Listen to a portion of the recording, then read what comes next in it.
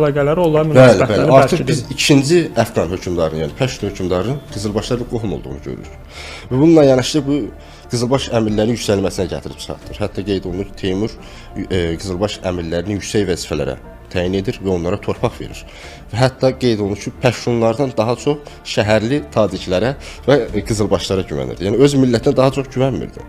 Yəni özü də güvəni yox idi və hətta qeyd olunur ki, paytaxt bildiyimiz kimi Əfqanistan paytaxtı o dövrdə Qəndahar şəhəri idi. Və Qızılbaşların dəstəyini alaraq paytaxtı Qəndahardan Pişəvərə köçürür. Bu da təbii ki, Pəştunların narazılığına səbəb olur. Yəni belə deyək, Əfqanistanda əgər hansısa bir şah ümumiyyətlə hakimiyyətdə qalmaq istəyirsə, mütləq yəni Qızılbaşların arxalanmalı oranın gücünə.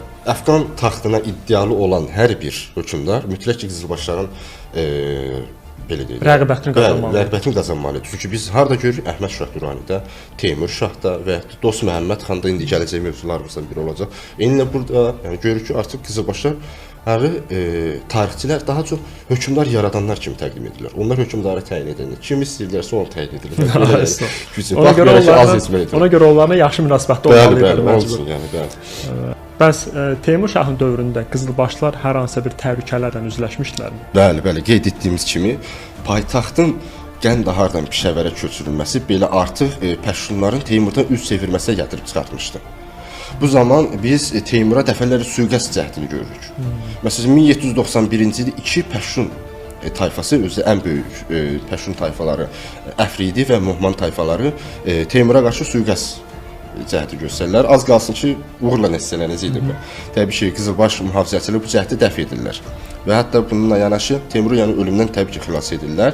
Hətta mən bununla yanaşı bir alimin Əfqanistan tarixi üzrə mütəxəssis Thomas Barfieldin sözlərini əlavə etmək istəyir. O qeyd edir ki, Əfqanistanın mədəni və siyasi tarixi əsərində Qızılbaşları belə təsvir edir.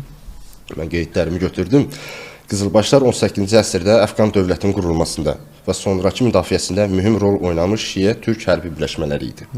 Bununla yanaşı Qızılbaşlar tayfa üsyanlarına qarşı, yəni Pəştun üsyanlarına qarşı Əfqan dövlətini qurmuş, 19-cu əsrdə isə idarəçilikdə və hökmdarların taxta çıxmasına təsirli olmuşdular. Gör bu azlıq toplum bacarığına bax. Bəli. Orada götürüb böyük bir topluma qarşı da dirəniş gətirdi. Bəli, yəni. Ümumiyyətlə demək istəyirəm ki, biz izləyənlərdə